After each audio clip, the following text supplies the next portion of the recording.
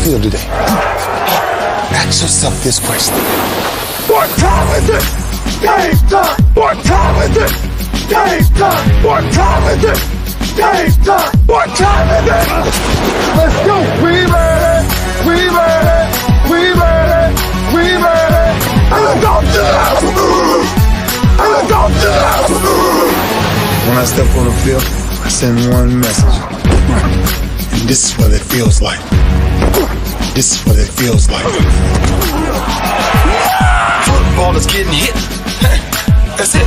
It's gonna be football now. What time is it? Game time. What time is it? Game time. What time is it? Game time. What time is it? Let's hunt now. Let's hunt now. Let's go. Let's hunt. We ready?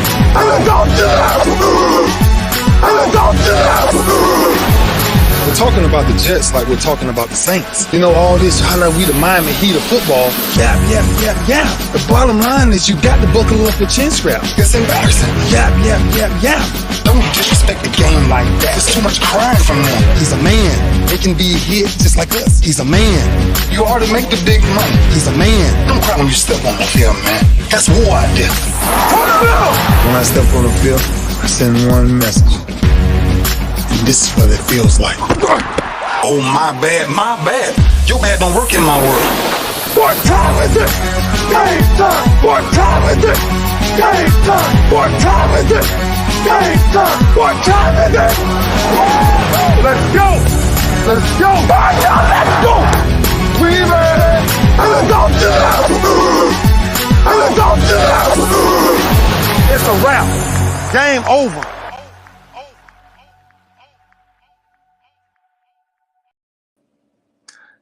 Yes, it's game time. It's the HBCU Stroll with yours truly, Johnnie. They call me sometime Football Cole. I got a great show today. I will be bringing on probably one of the talked about HBCU coaches in America. A good friend of mine, known her when she first started out in the business. 16-0 in the SWAC conference. 69 wins and 7 losses. Been a head coach for 4 years. Actually, as you guys know, this HBCU, but she got a college degree from a PWI, and she has earned her stripes. I'd like to just start bringing her on. The head coach, Jackson State women's basketball, my girl, Tomekia Reed. What's up, Miss Reed? What's up, Coach? Hello, how are you? Man, I am great. I am excited. And I got to tell everybody, boy, I probably could have got in touch with Obama before I got in touch with you. But I know why. Hey, we are proud of you. You are a class act from the day I've ever met you. I think you get more fans just seeing you walk up and down the court and stomping in them four hills. Be like, how does she do it? And then you be on it. You be on it, Coach. You be on it. Tell me, bring me, how you doing? I know you got some camps going on this summer and all. Bring us up to all those great things you're doing. Well, first of all, I just thank you for being persistent. You know, it's always good to sit down and talk to an old friend. I've been knowing you since I was the assistant coach at Jackson State, and that was well over 15 years ago, maybe. Yes. So I'm just so thankful that you brought me on in this magnitude, and I'm excited for this conversation. But right now we have camp going on, and we just finished our elite camp, and we had almost 100 campers, and that was, so awesome because I can remember my first year. We started off with 20. We went from 20 to about 50 to 70. Now we're at 100. So I'm excited about how our camps are growing. My staff has done a really good job in pulling that together.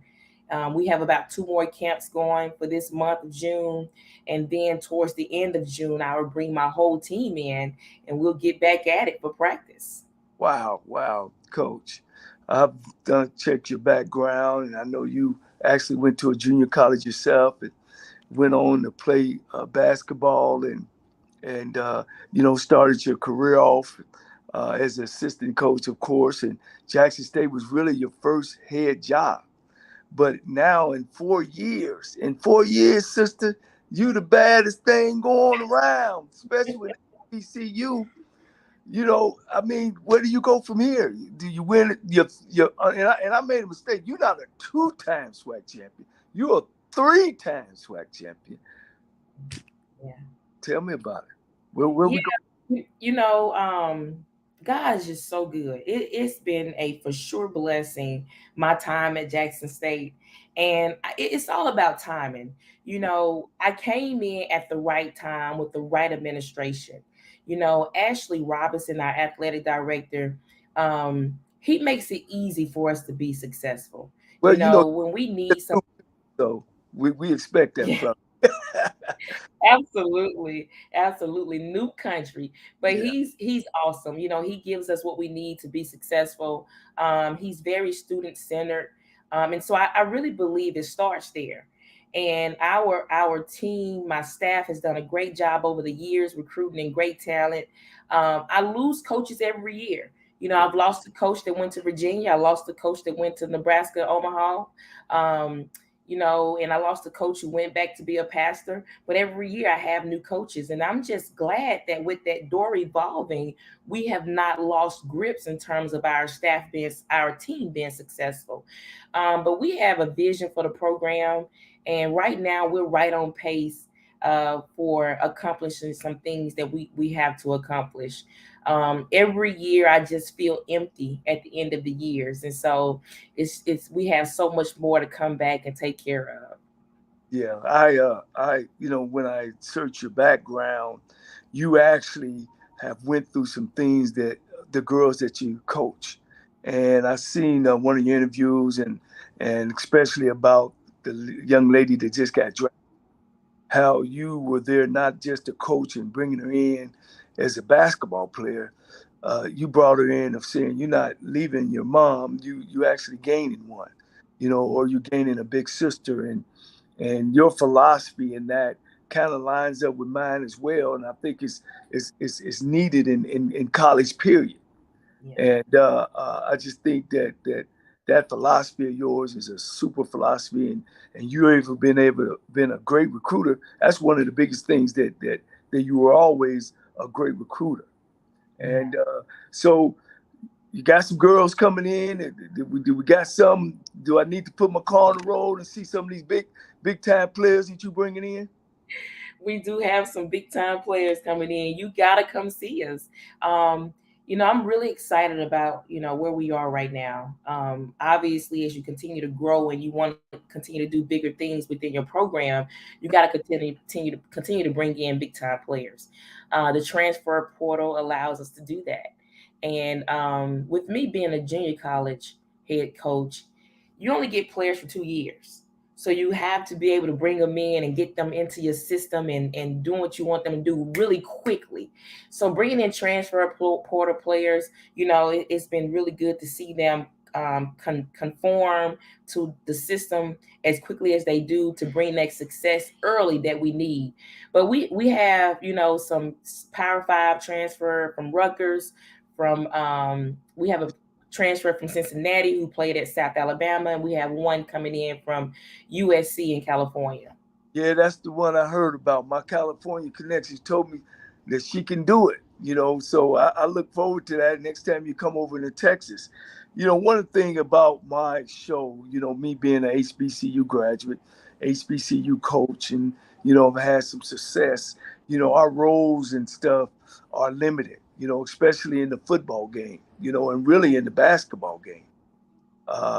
And I hope that you get that opportunity to whatever you want. Because I know I heard you had an offer, but you refused to stand in Jackson State. So I guess I'll be talking to you about a young coach want to come up and want to not only just coach in HBCU realm, but the PWI. Mm-hmm. But 90% of the athletic directors in PWI schools and all schools are white. And of course, they make the decision. How you feel, about that, and how you think we could change it, or how you think has it gotten better? Well, I'm gonna be very honest with you. You have to be competitive outside the conference. When you look at an HBCU institution and you look at the conference and the games they play, you can't just dominate in the conference and just win conference games and expect to go get a job at a PWI because unfortunately, our conference is frowned upon. And they think our coaches aren't competent, they think our coaches aren't coaching. And so in order to gain their respect and be able to have a shot at jobs like that, you have to be competitive outside the conference. When you play other PWIs, you got to be great. You got to win those games. When you play Power Five institutions, you got to win those games. And I think that'll give HBCU coaches a chance to get those jobs on the next level if you can come in and win those games. I think we didn't win those games last year, but we were very competitive. And I think that is what got me an opportunity to interview for some of the Power Five jobs and become one of the finalists for one of those jobs. When it was all said and done, but you have to be competitive outside. You have to carry yourself in a in a very professional, classy way. You have to have positive social media presence. I think all of those things are important, but I also believe in timing. I also believe in what's for you will be for you regardless. And I believe in if you position yourself, someone is going to come see you and grab a hold of you. it's so much of a disproportionated, where there's coaches of white coaches and black coaches, and like you say, I think in the HBCU realm, we need to be more pleased with us. And like you say, we got this bad thing about us. But the thing that surprises me most when they choosing coaches, because I didn't feel that y'all should have been ranked a little higher in the NCAA, and I know a lot of that is just what you said. They don't look upon our conference as well. So, but that gives me a little pause when the people making the decisions don't look like us. And so I think it's us. It's up to us and them. This is not a. I tell people all the time, this is not a racial thing. It's an awareness thing. That in America, in $1 billion college sport arena, and it's dominated by African American players, there should be more people like you and other coaches that can step in and be able to coach at that level. Yeah. How do you feel about that? Well, I'm gonna go back to the NCAA, the seating that we received. The board. It's a couple of us on the board, and I really believe when they had their initial meeting, which was during um, the end of February, beginning of March, they were really considering us to be a high seeded team. They were also considering, because this was the first year that they did a 68 team tournament, if they were also considering that if we did not win our conference, that we would be one of those four to come in that 68. And I thought that was pretty awesome because if you only get the berth in the NCAA if you win SWAC. And so I thought that was great. But one of the things that they did say was that we were competitive in those big games, but we should have put on our schedule some of those mid 100 teams, like like a Stephen F. Austin or some of those mid-level teams, and try to get wins over those type of teams. But what's so bad for us, Coach Cole, is that we have built such an amazing program. Those teams won't play us. Right, You right. know? And so now, and I'm going to be honest with you, working on my schedule right now, I feel like I run a Power Five program because I have 3 Power Fives that have asked me to do a home and home, and 2 want to start with me at my home. And so I was like, a home and home with a Power Five? No, I need this money. So, but I mean, we're getting there. We're slowly getting there, and those are some of the doors I talked about knocking down, and some of those opportunities that I talked about in my press conference after the NCAA tournament. Well, I keep up with you now. I see you taking a whole bunch of pictures and you looking stardom, and of course you taking pictures. We got two of the most popular black coaches going right now. I can't talk to you about Deion Sanders. Yeah. I know with his persona, been there, done that. To me, he's one of the greatest athletes ever put some clicks on. Yeah. How much do you guys lean and talk and how does that work? Prime and I, we talk a lot. When he first got here, we sat down and we talked, and he just kind of wanted to know, how did I do it? With the limited resources, how did you do it? And so we talked a lot about that. He brought me in to talk to his staff, and that was an awesome experience. And, from time to time, we get together for dinner and just kind of talk about where our programs are, where we are as an institution, and what we would like to see happen differently. So him and I spend a lot of time together. I'm sure that time will grow even more with his daughter coming to be a part of our program this year. And so, Prime is a great guy. He's not only just trying to grow football, but he's trying to grow all of our programs at Jackson State and other programs in the conference as well. So, he has made us a household name.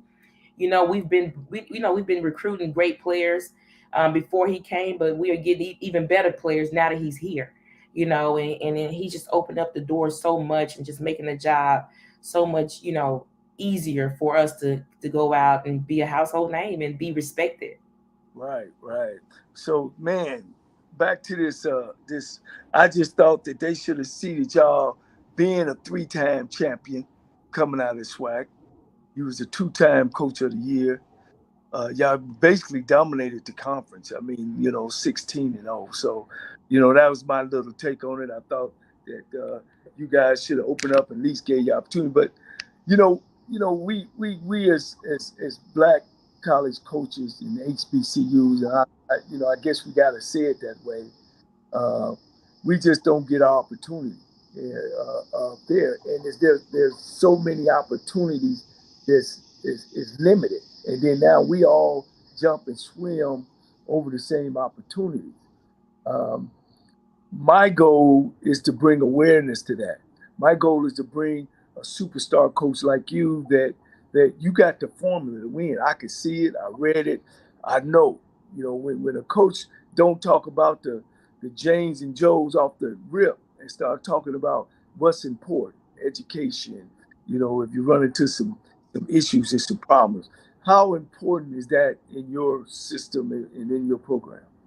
It's very important. Nobody cares about how much you know until they know how much you care.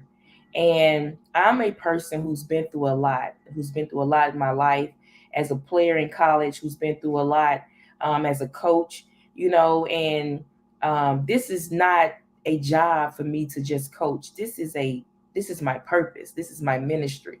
And the players that I get in my program are players who look a lot like me and who have experienced things that I have experienced. So now that I've been through it, I can help them get through it as well. It's all about the mind, and it's all about empowerment. It's all about preparation and getting them ready for life after college. That's what it's all about. You have too many players who have bad college experiences, and that's why they're going into the transfer portal. And for me, I want our players to be a whole lot more happier, and have enjoy what they're doing. And so when I recruit our players, you're right. You're a winner too. You've been doing this thing. You don't talk about what the player can do. You talk about what you can do for them. And that's important. Well, like I said, you definitely got the formula because you got the experience. I look forward to continue to watch you. Let's switch gears. Now that you are a established coach, you'll go down in history as one of the best. Again, I can't say enough about you. You've won everywhere you've been. Even when you coached at the junior college, you had one bad season. I've been there before, and then you turn out and win. But with the discrepancy of the unfairness of black coaches like yourself and me, what would you tell a young coach that's coming up in the business? I would tell a young coach to it's okay not to know it all. Too many times young coaches want to know it all. And they don't want to listen. It's okay. It's okay not to know it all. Open your ears and listen more than you speak. I will tell them study the game, network as much as possible, um, and just continue to be a student of the game. Even when you experience success, continue to be a student of the game. I would tell a young coach that it's okay to conform. It's okay to change your ways and change who you are so that you can be what your team needs you to be. It's a lot of times we're so hard and let's go, and blah, blah, blah. But that may not be what your team need at that time. So it's okay to sit back, observe, and see what's needed. And if that's to come down 10 levels to get on your team level, then do that. Be okay with that. And I think that's the change that we all have to make as coaches, in order for our players to be happy, because the players, they just don't tolerate the way you talk to them in any kind of way anymore. They will up and leave. This generation is okay with quitting, you know, and unlike my generation, in your generation, this generation is okay with quitting, and you have parents that will tell them it's okay to go with plan B. Right. My son got one plan, that's plan A. Right. You're gonna make plan A work, especially if you make a commitment to plan A. So, but we have to conform to this new generation. Yeah, I want to send a shout out to Keisha Kelly. She said, Coach Reed. I've reached out to a couple of my Jackson State folks, and everybody's excited about it. I want to send another shout out to Ezekiel Franklin. He's a follower of mine that stays in there. He's a Black college guy. Coach, Coach, I had the opportunity to coach, and I hope Jackson State treat you with kindness and with kid gloves, and make sure that you continue to have what we need, because we need more leaders like yourself. So and then looking at your team that's coming back, are you losing anybody off that squad? Absolutely. I've lost 33 points, Coach Cole. Ooh, Um, that's big girl. Big girl. yes, my player of the year and my other player of the year and 3-time defensive player of the year, I've lost both of them. And so they totaled 33 points for the program. They were they were essential in what we did for the program. But I truly believe the players that were behind them, that got a chance to go against them every day on the floor, will be prepared going into our next season. Yeah, man, you got all that bling bling over there. I see all that bling bling.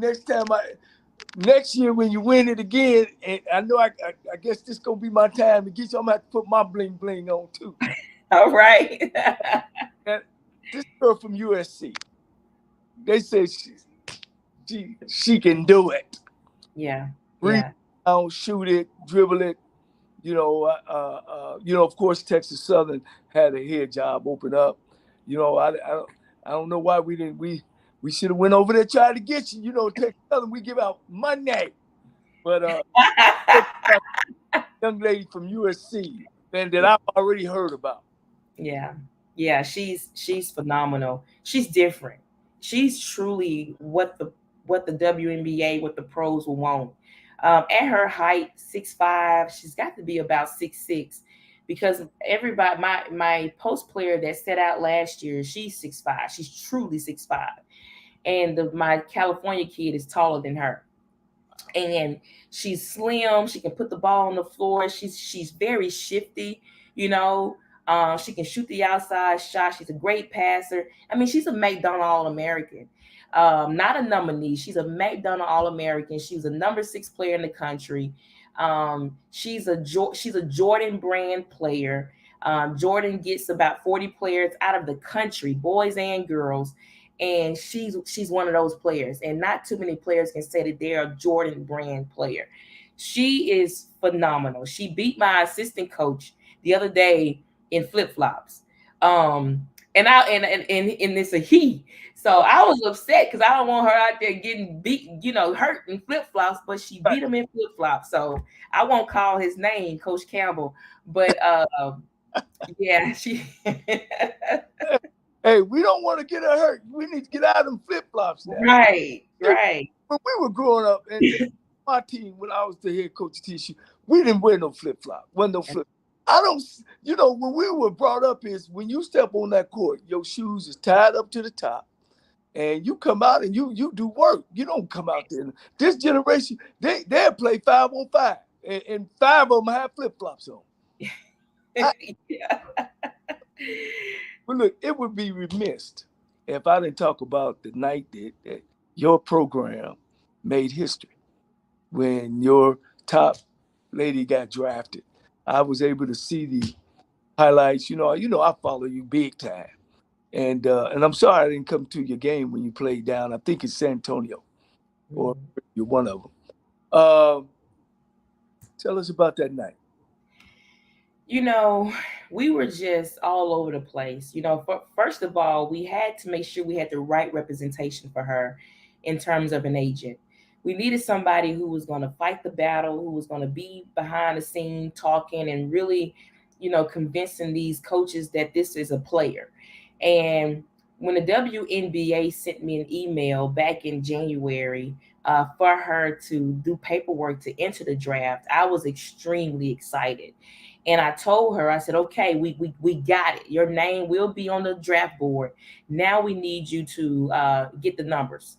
And so we, all year we prepared her for that moment. She was so nervous. She didn't know if she should do a watch party or not. Because she said, well, Coach, I don't want to do a watch party and don't get selected. I'm going to be really embarrassed. And I said, you know what? You have won anyway. If you don't get drafted, you're still a winner. We can celebrate the fact that you were on the draft board. And sure enough, when it got down to the 30s of the draft, third round, her agent started calling.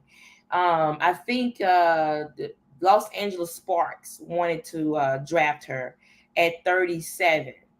And Phoenix, Arizona called, Phoenix Mercury called and wanted to draft her at 27 or something like that. And then we went back and sat down in Indiana Fever. We had no idea they were going to draft her. Indiana Fever came out of nowhere and drafted her.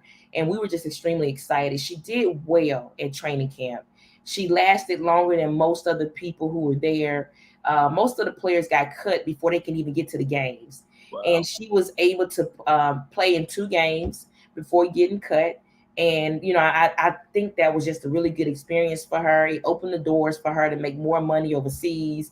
And so for our program, it helps with recruiting. So now when we go out and get those other big time players, we can tell them, hey, our players are getting drafted. So it helped tremendously, not only for Jackson State, it helps other HBCUs as well to be able to say, we had an HBCU player drafted. So she's a trailblazer, and she opened the door for a lot of players. Wow. I know that was a great night for you, a night for her and her family. I think she has a son. Yes, she does. Yeah, that runs around. I've seen that. Talk about some of the greats. Because if you turned down a job, stay at Jackson State. And over my 40 years in this conference, there's not many coaches, period, that get, I mean, you such a trendsetter. I don't know if you understand that and know that, that there's been very few coaches. There's only been 2 coaches in football, in HBCU, that actually left HBCU head job and got a PWI job. That's Coach Willie Jeffries back in 1978. I know I'm going back on you. Hobson from Alcorn, but he was a white coach. Mm-hmm. So my 40 years, there's never been a coach that's left. When I look at the basketball, I think you had Cynthia Cooper come through and leave, and she bounced through. And then you had her assistant. I can't think of her name. Janetta Perry. Yeah, and I think Those are the only two that I know. Do you know any other ones? That's it. That's it. So, but then you just took it to another level because you were interviewed by some what we really call Power Fives. So how do you feel about that? You know, I don't like it. You know, it's like we gotta have everything together. You know, and when I look at you, you got everything together. You're smart, you're intelligent, you know how to get your sleeves up. I think you more qualified than the average person, but still, yet there's still one thing left. And I'm gonna say it. You ain't gotta say it. It's the color of your skin. I mean, you've done it. 3 SWAC championships. 2. I started from junior college. I worked my way through. I'm classy. I dress nice. I speak well. What else do we got to do, Coach? You know, it's really unfortunate. But I will say this: not many of us. Well, let's go back. Bethune-Cookman. That coach was at Bethune for maybe 15 years, and now she's the head coach at I think Oral Roberts. Right. So, I will say this: it's all about timing. Not too many coaches want to leave the SWAC and want to leave HBCUs because the environment is so welcoming. It's so exciting. But that's not why I chose to stay. I felt like I had such an amazing and dynamic team coming back. And the way we ended last year versus LSU, the speech that I gave at the end, the look on my players' faces because um, we did not meet what we came in to meet. I just felt like it was more to do. Not I don't want to consider myself a voice for the HBCU community, but it's just an agenda that I have that I'm betting on myself. Yeah. I'm betting on myself that we're gonna come out and and have another great season. However that looks, we're gonna come out and have another great season and be competitive, and the opportunity will present itself.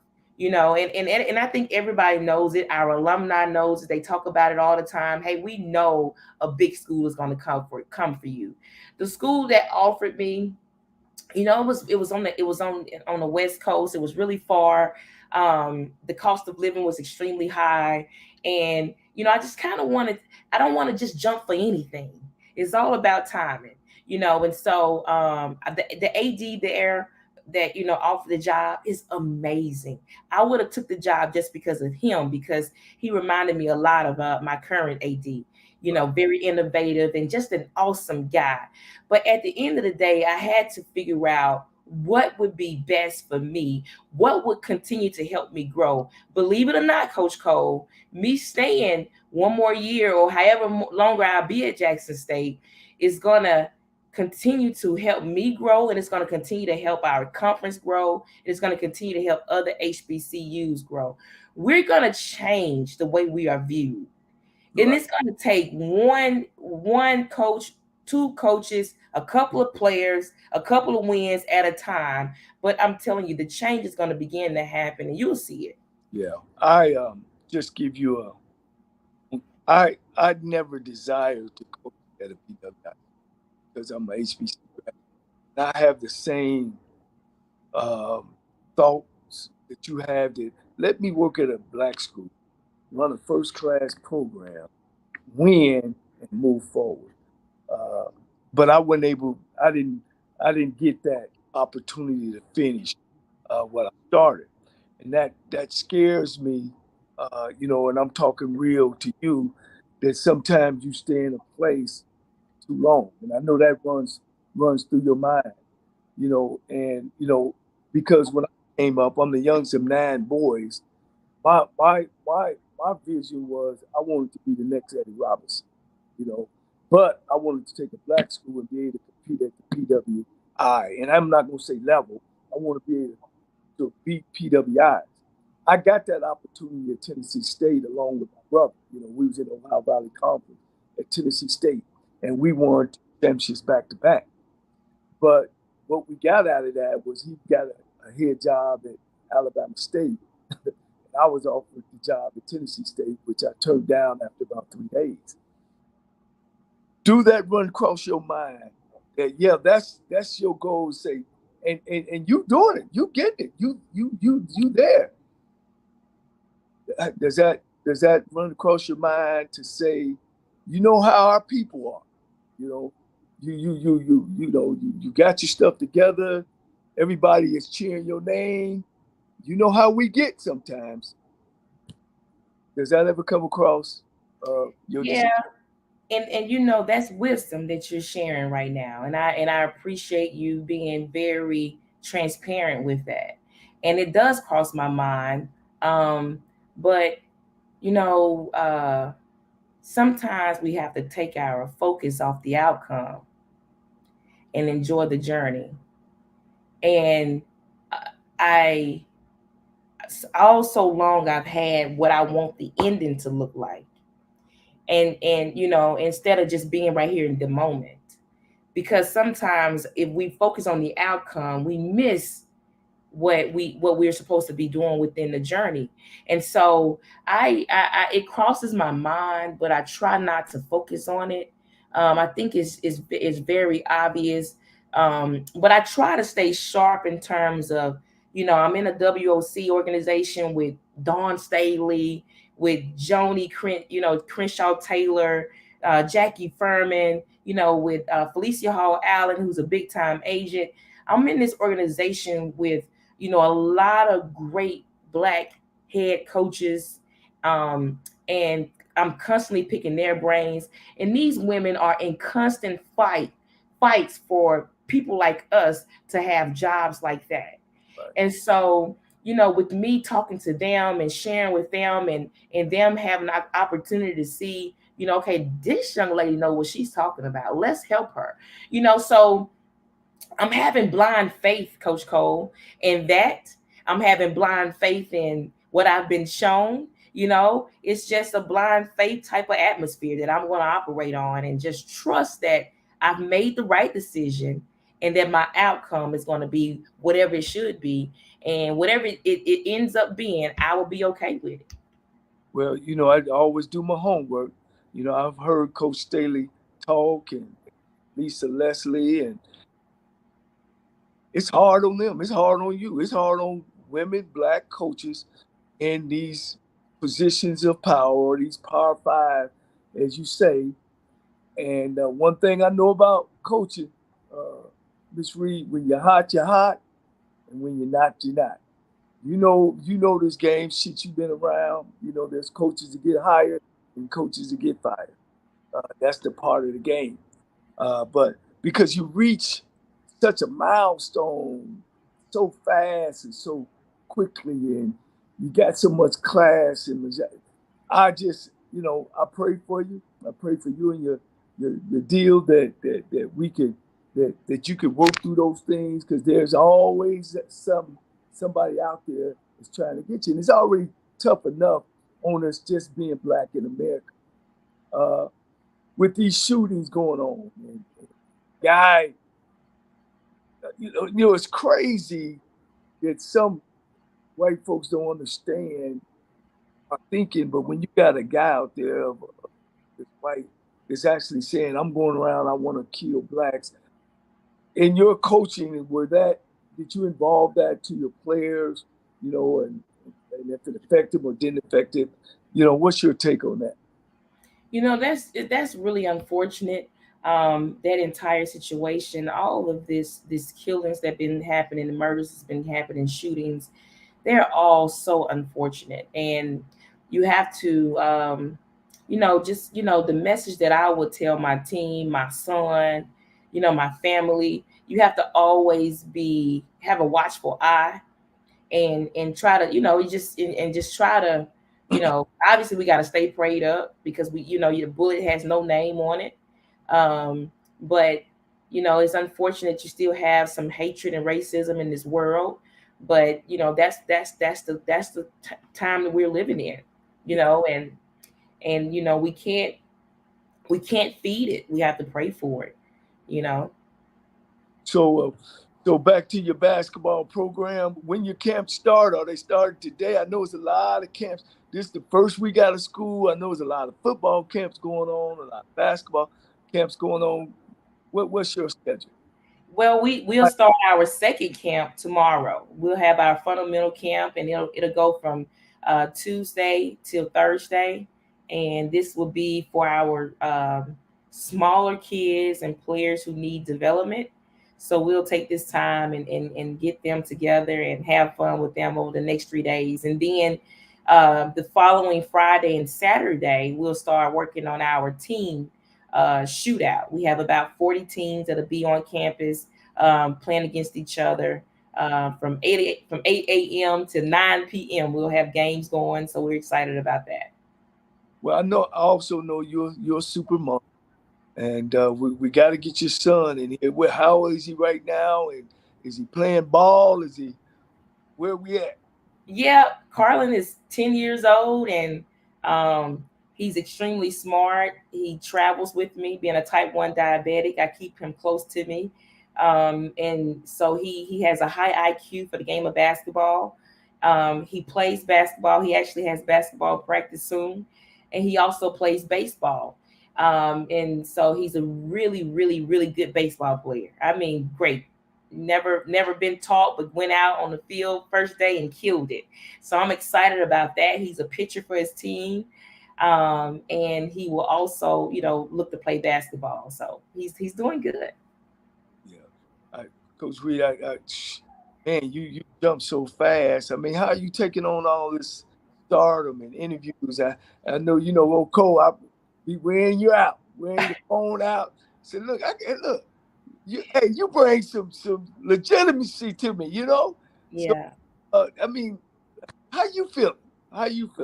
You said some things that just touched my heart. It's just a joy, and I could just hear it in your voice when you said, Coach Reed, it's me. I'm a fan. Come on, Coach. And I just smiled, and I was like, yeah, I am just so honored. I'm so humbled and so honored and so thankful. I was at camp, and all the kids had Tomekia Reed basketball camp on their shirts, 100 players, and I'm looking like, wow, that's my name. Yeah. So I'm grounded, Coach Cole. I'm grounded. And so I in order to continue to help, you got to stay grounded. You can't get too high. And so I'm so thankful for where I am, and for the people like you who are just wonderful supporters. And I try to interview with most people that as possible, as much people as I can, as long as it's a positive interview. I've had a couple of bad experiences, and so I just, as long as it's positive, I'm all for it. And so it's been great. I have a couple of flights, speaking engagements coming up. People wanting to bring me out to speak, and so it's awesome. And I'm just so glad that God has given me this platform to be able to speak and share his word. And so I'm truly honored. Don't give them all. Don't give them all the ingredient now. If you're cooking some cornbread, you got to leave the egg out when you talk. Somebody take an egg, you got to beat it up and let it set for a couple of days. So I'm excited. I like to see brothers and sisters make it. I like to, make sure if I could add something to you about some pitfalls to watch out for. It sounds like that you have, you got everything together and stay humble. And one of the things I always, pray to God and say thank you, for putting me in these situations. Because you don't always have to thank him when or go searching when things are going bad. You need to make sure that you give him recognition, and I think that you do that. Watching your program is such enjoyable because one, I know you, and this next name I want to bring up, Coach Denise Taylor. Y'all think y'all won what 2 or 3 together as well? Absolutely, we did. I can't say enough about her. I know she missed the job at Texas Southern again, but tell us how was she influential in you? Because did you get the job after she left, or? No, I got the job after Serena Dixon. She filled in after Denise That's Taylor. another buddy of mine. Yeah, Serena. So Coach Taylor is, she's phenomenal. Hard worker. She one thing I learned from her is how to network. She was the best at networking. And I'm telling you, when it comes to raising funds for your program and bringing in attention to your program, you have to be able to get out and talk and network. And that's one thing I learned from her, and just being involved. She told me years ago, Coach Reed, you need to learn how to play golf. And that's why all the networking go down. And so, she came to, when I was in Houston, she came to my hotel, and I was in the hotel trying to teach her how to play golf. I said, Coach, I'm a pro at this thing now, and so we just sit and laugh about it. But she's a great woman who just dealt a bad hand. Yeah. And I would love to see her get back in it at some level. When people approach me and ask for recommendations, she's one of the ones I always recommend for a head job. I think she does a great job. She's a people person, and she's a great recruiter. Yeah. Just a little joke. When I first met you, Denise clean now. She used to be clean. And I said, Dad, well, your sister need to come on up. But look at you now. You got your heels working, your jewelry, and your lipsticks, and your hair different ways. I said, girl, she doing it. She doing it. But I'm very proud of you. I can, happy to see that you get things done. All right, what's our record gonna be this year? Can you give me a predicament, or you? No, I can't give a predicament. We losing 33 points, so we're gonna have to figure some things out. And I'm excited to bring the team in here late June and kind of figure out where we are, who our stars will be, and putting the system in place. By the time we get to SWAC, I pray I have it all figured out. I hope I have it figured out before SWAC, but I don't have a predicament. We're not trying to match what we did last year, 21-0 and 18-0 in the conference. We're not trying to match that. We just want to be great in where we are and where in this year. Every year has a different tale. Every year has a different level of what we grade as success. And so I just want to make sure that we do that within this year. Yeah, you were talking about your schedule, your Power Five. How many Power Five teams you gonna play? We're gonna play a lot of them. Coach, we have to bring in this guarantee money.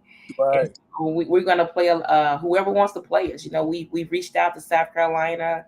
We reached out to Stanford. You jumped in the top 10, didn't you? I think that's what a program is. Really? And so now we're ready to play, and we haven't heard back from either. So I don't know. We'll see. Well, let me tell you, my brother is over there in Atlanta, Georgia. He's been to the state champion 5A and 6A state champion 3 years back to back. So he got a couple players over there. He's probably in the last 15 years has been in the Final Four probably about 5 times, and in the Final 8 about 9 times. So wow. Over at what's that place? South Park High School. Matter of fact, one of his girls played for Coach Staley.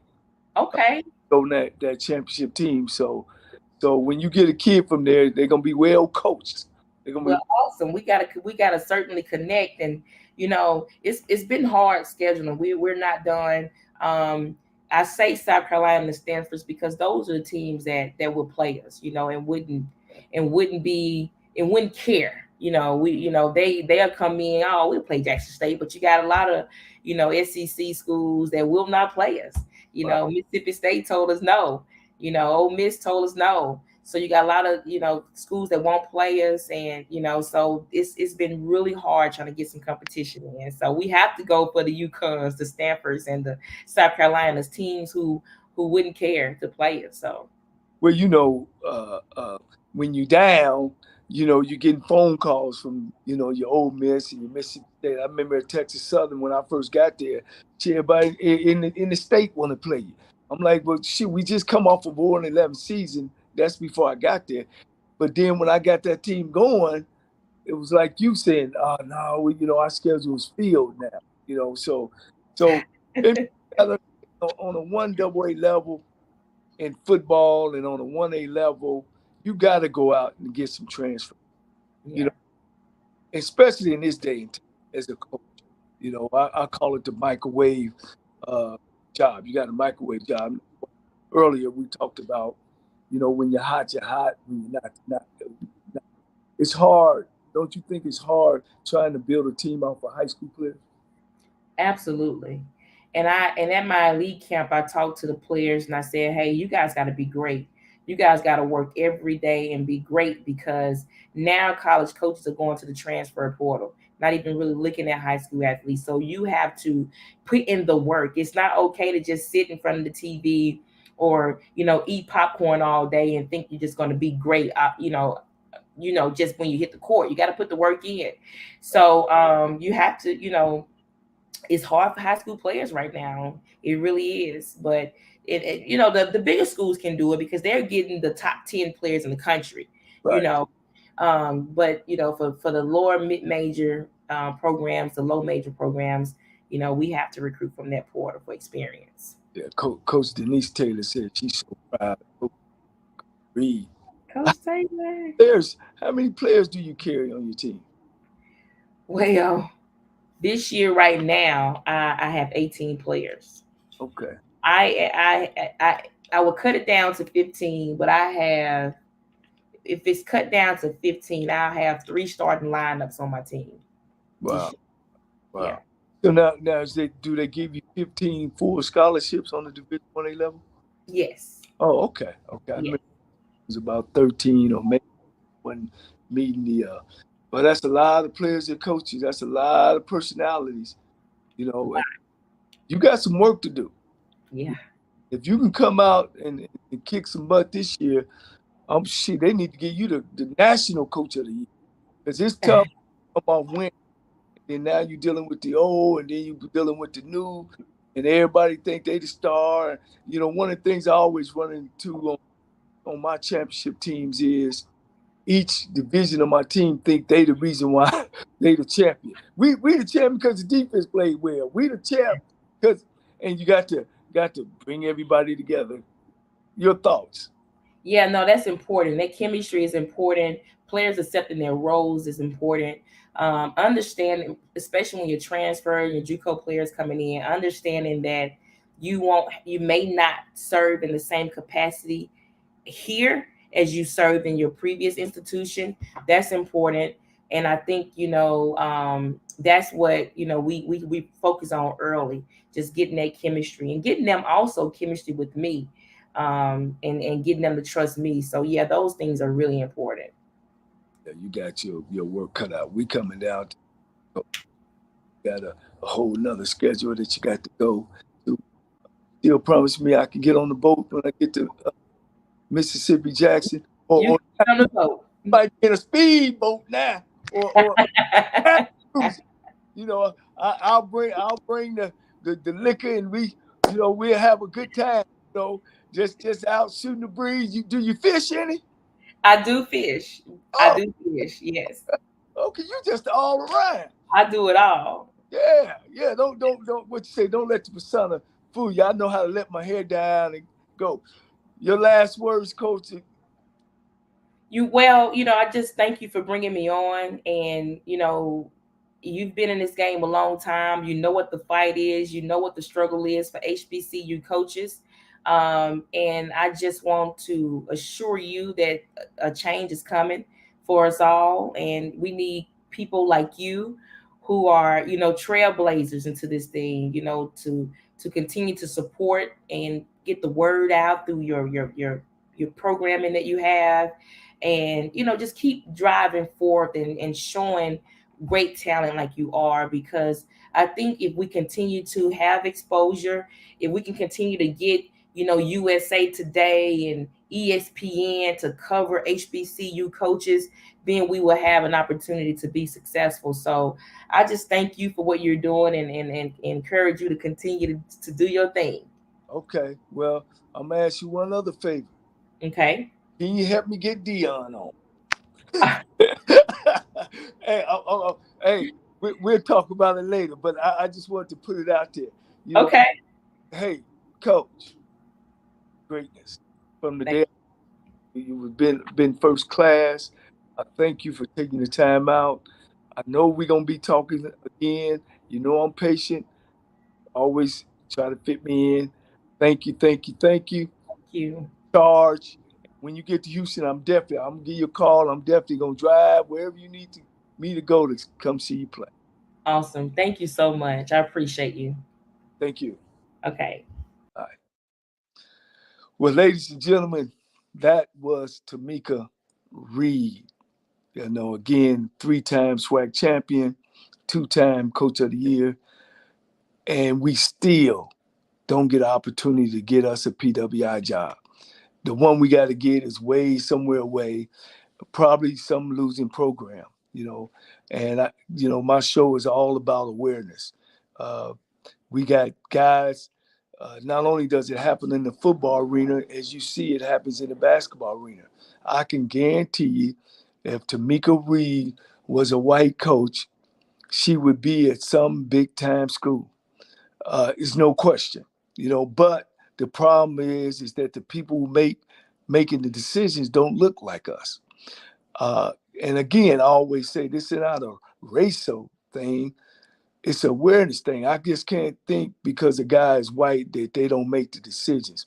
It's just like me. It's just like you when you choose the friends that you're around. Most of the friends I'm around looks like me, and the same thing as you. So, but that's not right. It's not fair. Once again, the cotton field sees all these African Americans dunking balls and laying balls up and through their legs around their back, scoring touchdowns. But the people who got the controls are people that don't look like them. And it's still the same trend.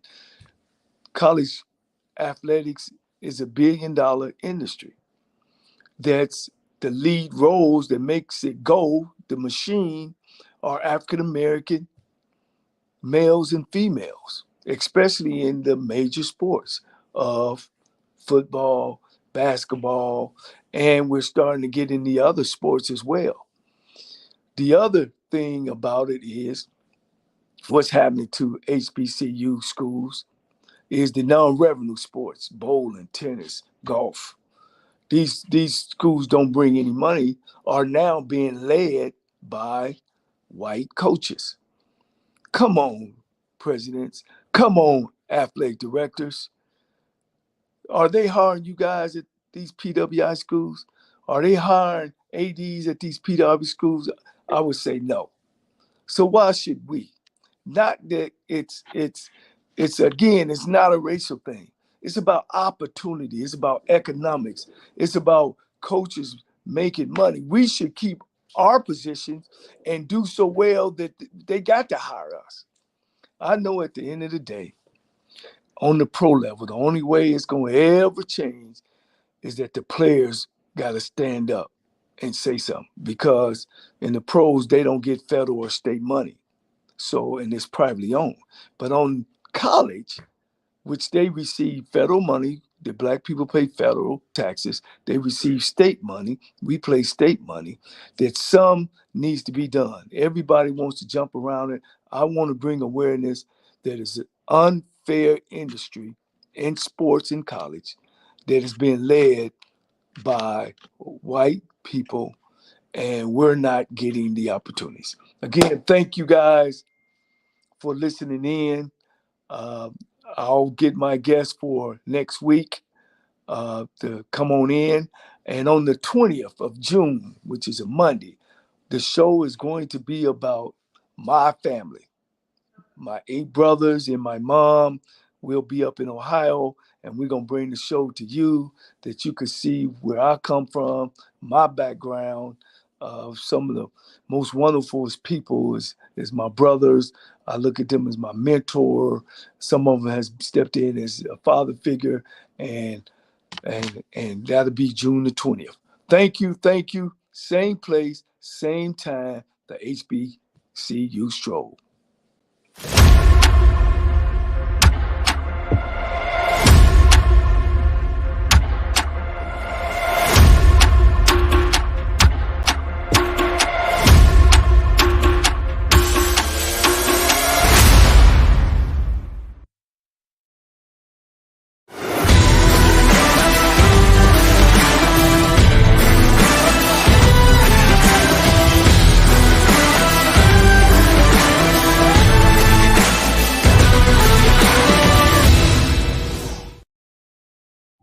Sybil Wilkes with what you need to know. Today is Monday, June 6, 2022. Number 1. The January 6th House Committee has announced its first of a series of public hearings in its probe of the attack on the U.S. Capitol. The first hearing will be held Thursday, June 9th, during prime television watching hours. The session, scheduled to begin 8 p.m. Eastern, 7 p.m. Central, is expected to focus on the former President Donald Trump's role in the evidence that took place at the U.S. Capitol January 6, 2021. The House Committee, chaired by Congressman Benny Thompson of Mississippi, along with one of 2 Republicans on the panel, Vice Chair Representative Liz Cheney of Wyoming, was formed following the violent insurrection to investigate the facts, circumstances, and causes related to the domestic terrorist attack on the Capitol. The committee plans to hold 6 hearings throughout the month of June. Number 2, the state of California's Task Force on Reparations issued its interim report last week as it describes detailing harms of slavery and systemic discrimination on African Americans. It's called the most detailed report on the California government's anti-Black discrimination. California officials and task force members describe this first-in-the-nation effort by a state government to study slavery, its effects throughout American history, and the compounding harms that the United States and California governments have inflicted upon African Americans. A number of areas which the task force has suggested ways, but they are asking what areas are of the greatest concern: education, housing, criminal justice, and health.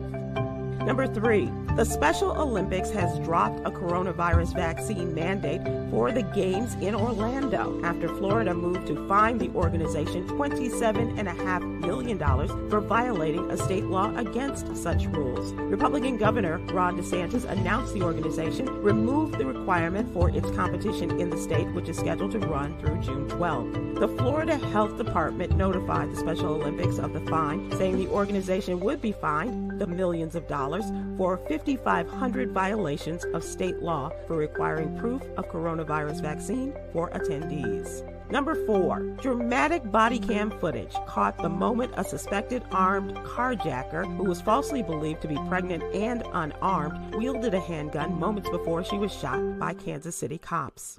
A screenshot released in arrest documents show Leona Hale pointing a handgun as she looks behind her while trying to flee from Kansas City police.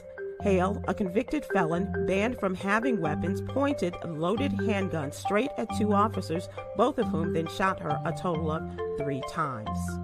Number 5, summertime, and the jobs for high school and college students are easy to get if they want them. While many employers are increasing hourly wages, many teams can take jobs that pay better than the usual summertime gigs. Economists report a big pay gap in the summer job market. There are fewer applicants for jobs that teenagers once took in order to make spending money for the summer and for those back-to-school items. Here's your daily inspiration from Yogi's Jewels. Respecting other people's time and space shows good character.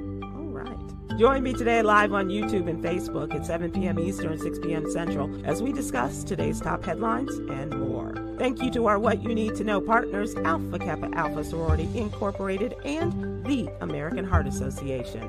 To subscribe to my free daily newsletter, please visit SibylWilkes.com. Be informed, be empowered.